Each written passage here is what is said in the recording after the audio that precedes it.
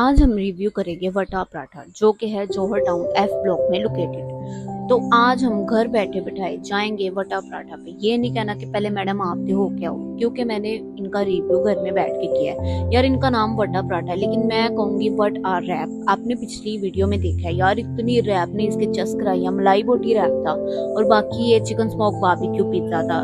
तो भाई रेटिंग मैंने कोई नहीं करनी, क्योंकि मुझे खाने वाली हर चीज बहुत ही अच्छी लग रही होती है। अब आप लोग अपने टेस्ट के मुताबिक देख लीजिएगा। बाकी इनका रैप बहुत